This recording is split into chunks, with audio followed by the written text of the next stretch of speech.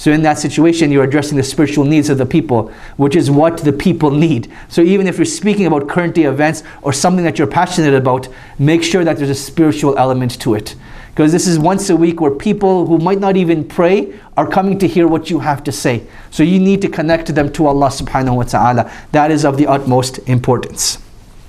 Now, in terms of the preparation of the khutbah, there's actually a formula that I use that I'll share with you guys. Each and every person can come up with their own formula, but this is something that I found that works really well for me. And this is what we call the ABCDE of the khutbah.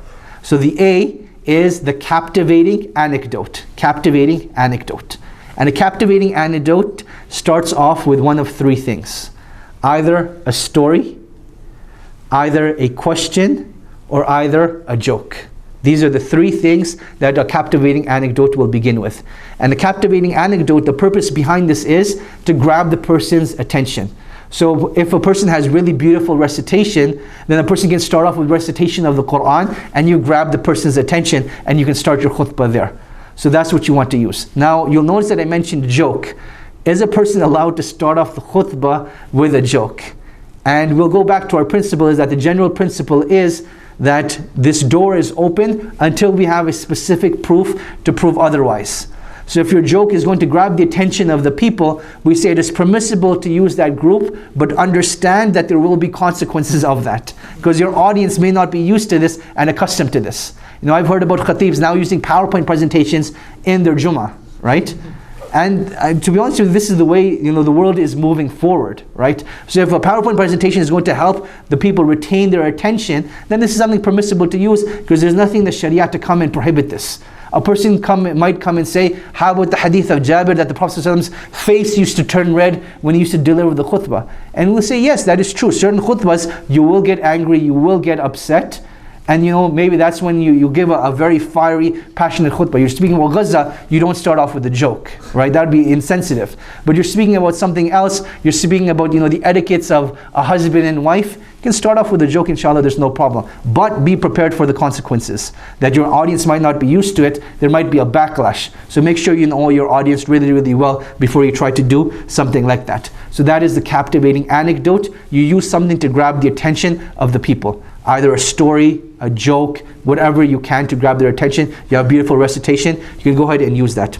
Number two, right after you get to their attention, you tell the people what you're going to be discussing. The B is, what is the basic problem that we will be addressing in this khutbah.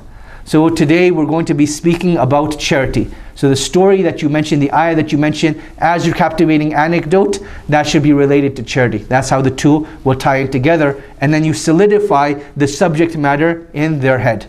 Number three, conceptualize the solution. Conceptualize the solution. You mentioned a problem, now you need to give them solutions to this. As a khatib, you can't just mention the problem. You know, we're an ummah that's very lazy with our salah. And everyone feels bad. Yeah, you know what, I haven't been doing my salah. You can't leave them hanging like that. But rather, now you have to give them a solution. And the solution, I would suggest, try to keep it point-based. So 3 to 5 points in terms of what your solution is, inshallah, is very effective. 3 to 5 points maximum. You go over 5 points, you're going to lose your audience and not going to retain it. Try to keep it to 3, and that's perfect. People are able to remember 3 points in terms of that. Number 4. This is very, very crucial in terms of determining a powerful khutbah versus just an average, regular khutbah. And that is the dramatic details. So when you're telling a story, when you're translating a verse, when you're just speaking in general, try to mention as many dramatic details as you can. So you're talking about, giving charity. You can simply say, brothers and sisters, Islam has legislated that we have to give our zakat. It's 2.5%, and this is something that is obligatory upon every Muslim. You've conveyed the message, right? It's done, it's perfect. But you can mention, my dear brothers and sisters, I want you to imagine you just passed away and you're feeling regret. What is the regret you're feeling? Allah subhanahu wa ta'ala tells us about that regret. That regret will be that I wish I could come back to this world and spend some more money. So why wait till that regret and give your zakat now before it's too late? So you add dramatic details, you get the people emotionally involved, and that's what's going to make a successful khutbah versus just your average mediocre khutbah. So the D is the dramatic details. And then we get to the E, which is the ending, the powerful conclusion that you want to come with. And the ending will have two things in it. Number one is you summarize your khutbah. So the average khutbah, I would say, should be between 15 to 20 minutes. It shouldn't be longer than that. You speak longer than that, you're boring the people. They're going to forget most of it at that point anyways, and you're just rambling on for no reason. The Prophet ﷺ used to keep his khutbahs very, very short and his salah long. Now I want you to think about this. By salah being long, Surah Al-A'la, Surah Al-Ghashiyah, how long is that going to take you to recite? Even if you elongate it like Abdul Basit style in your salah, 10 minutes, 15 minutes, that means the salah was longer than the khutbah. Your khutbah should not be longer than that, right? So now in our situation where people don't understand the Arabic language, they're not as moved by the Quran, so I would say elongate the khutbah a bit more, keep your salah a relatively long size, but to make your khutbahs longer than 20 minutes, you're doing a disservice to the community. You're doing a disservice to the community. So at the end of your khutbah, summarize the points that you covered, right? What was the point of the khutbah? What was the problem? What were the solutions? Likewise, powerful endings always conclude with action points. Your khutbah, it is imperative that you leave with action points. Sometimes you may not find relevant action points in your khutbahs, but try to find them anyways. So for example, you're addressing the weakness of Iman. So action points at the end of the khutbah, brothers and sisters, you know what? Let us try to read 1 page of the Quran per day. Right? Just a simple action point like that. It doesn't necessarily address the issue of Iman itself, but at least you've given them something to do. So now that when they leave your khutbah, they're like, you know what? The khatib gave us this advice. Let me try to read 1 page of Quran per day. We don't realize this, and people really are like sheep. If you don't tell them to do something, they're not going to do it. And that is the role of the khatib, that he gives them action points to do, so that people will go on and take care of those action points as well. So those are the A, B, C, D, and E. Who can remind me what the A, B, C, D, and E are? What did the A stand for? Go ahead. Fantastic. What is the B? Basic problem. Fantastic. What is the C? Conceptualizing the solution. What is the D? Dramatic details. And E? Go ahead. The ending. Powerful ending. So those are the A, B, C, D, and E of the khutbah. This is not set in stone. This is what I use. If you have your own techniques that you can come up with, and inshallah you will come up with them as you get experience, and you'll naturally develop as a speaker. Now let me conclude in terms of tips for public speaking. Tip number 1, success in public speaking comes from Allah subhanahu wa ta'ala alone, right? Musa alayhi salam, he made dua for this to Allah subhanahu wa ta'ala, right? In Surah Taha, he tells us that Musa alayhi salam, he supplicated with Rabbi shrah li sadri wa yassir li amri wahlul 'uqdatan min lisani yafqahu qawli. The last 2 points, loosen the knots from my tongue and let the people understand what I'm trying to say, right? So Musa alayhi salam is teaching us a very valuable lesson, that the way that you deliver your khutbah and people understanding the khutbah and appreciating it is tawfiq from Allah subhanahu wa ta'ala alone. So if someone ever tells you that, mashallah brother, that was an amazing khutbah, never ever think that, that is from my doing. Never. It's only from the doing of Allah subhanahu wa ta'ala. And that is why it's very important to keep your intentions in check. Number 2, always prepare.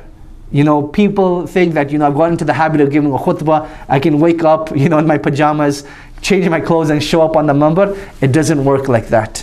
People are able to tell when you deliver a good khutbah and a bad khutbah, when you're prepared and when you're not prepared. And your preparation isn't for the sake of the people, but it's a preparation for Allah, because this is an amana, right? So prepare as much as you can. You're going to be giving the khutbah 3 weeks from now. Start preparing 3 weeks from now rather than preparing on the Thursday night before. And you're like, Imam, I'm giving khutbah tomorrow, what should I speak about?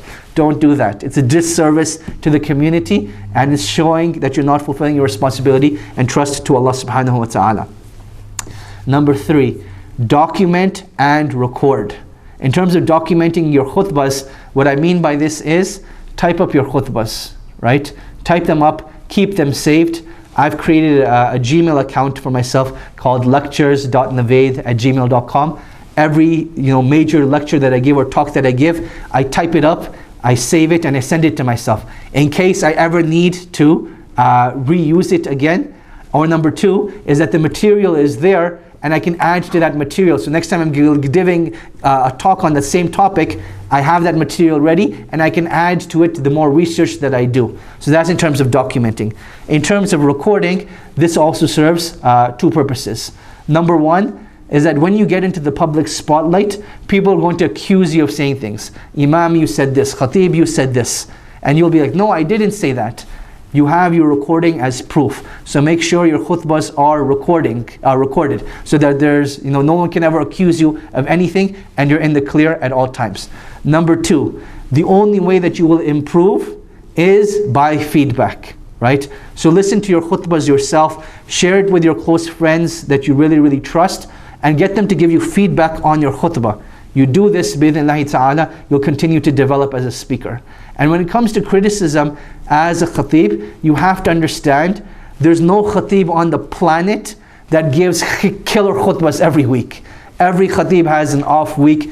You will make mistakes. You will, just have a bad week. And you need to be prepared for that. So when people say, you know what, I think your khutbah stunk, don't take that to heart, right? It just means next week, try even harder. Prepare even more. Ask Allah subhanahu wa ta'ala for more help, and inshallah you will deliver a good khutbah. Number 4, overcoming fear. People fear public speaking more than they fear death itself. Can you imagine that? When you look at the things people are afraid of, number 1 on that list is getting in front of people and speaking. And they fear this more than dying, subhanallah. This is just a general study that was done. So now how do you get over the fear of public speaking? Now, the only thing that I can mention over here is 2 things. Number 1 is sincerity. So always rechecking your intention. Are you delivering this khutbah for the people, or are you delivering it for the sake of Allah subhanahu wa ta'ala? When you're delivering it purely for the sake of Allah, you're not going to fear anyone other than Allah subhanahu wa ta'ala. Number 2 is that your first time khutbah, as sincere as you're going to be, you will be afraid. Even though there might be just like 2 people in the audience, you're like, how are you going to pull this off? In that situation, you need to understand that this is a natural fear. The first time you're driving, the first time you're riding a bike, that fear is going to be there. You do it a second time, a third time, that fear will naturally go away. I remember the first time I gave a khutbah to a big audience. I've been giving khutbahs in high school and in colleges, since I was in that stage. But in my first year of Medina, coming back from the Arabic Institute, I was asked to give a khutbah in Masjid al-Sunnah in Montreal. Masjid al-Sunnah, it's like 4 floors and you can fit like 5,000 people in it. And I was like, how am I going to deliver this khutbah? And you know what, I was like, let me prepare. I typed up my notes, have everything prepared. I show up on the mambar, I say Assalamu alaikum, I sit down, and I made a mistake at that time. I gauged my audience. So I'm looking at the floor above me, the second floor, the third floor, and there's a floor beneath me which I can't even see. That was a big mistake, I shouldn't have done that. But as soon as the adhan is finished, I stand up and no words are coming out of my mouth. And you can see my knees shaking. Like my knees are literally shaking and no words are coming out. Till the imam of the masjid, in the khutbah, he's like, don't worry, you'll be okay. Just, say Bismillah and begin. And for about 7 minutes, 7 minutes have gone by. I'm standing there, everyone's looking at me, nothing's happening. And I was like, okay, I gotta pull this off. And I just read my khutbah. No engagement whatsoever. Just read the khutbah, didn't look at the people whatsoever. And I was like, let's just get this over with. And that's how my first major khutbah went. Now you move, I would say, what is that? Maybe 11 years down the line, I would get invited to Malaysia, the Islamic University there, and you have something like 16,000 people, that are there. And rather than, getting onto the mimbar, and this is an interesting space, the mimbar had like 100 steps going up. So it's like really, really high. Rather than getting nervous about giving the khutbah, I'm actually excited the first time around. I was like, wow, Allah has given me such an opportunity to address 15,000 people. These are like students of knowledge that inshallah are going to become du'at in their countries. that was like a big honor and privilege. And now that fear is no longer there because you have the practice, right? And you're accustomed to doing this. So that fear the first time is going to be there, that's natural. And realize that the more you do it, the less that fear will be around. The last point I'll conclude with, having the highest standard possible for yourself in delivering your khutbahs, right? It's not a competition between you and other khatibs, but it's a competition in terms of you pleasing Allah subhanahu wa ta'ala. How much can you please Allah subhanahu wa ta'ala, right? And this will be seen by, how engaged the audience is, how much action they're willing to take from your khutbah. And in terms of, having a higher standard for yourself, there's nothing in the Sharia that prevents us from holding papers and holding notes while we're giving khutbahs. But I would suggest, in terms of having a higher standard, if you really want to deliver an effective khutbah, do it hands-free, right? You shouldn't be holding anything in your hands. Memorize your khutbah, have it down packed, and that is how you deliver a khutbah. So you prepare, seek Allah's help, and then you go and give a khutbah, that's going to change the world. That's the attitude that you come with. I'm coming to deliver this khutbah because I'm going to change the world with this khutbah. Hold a higher standard for yourself and deliver like the best khutbah possible, bi-idhnillahi ta'ala.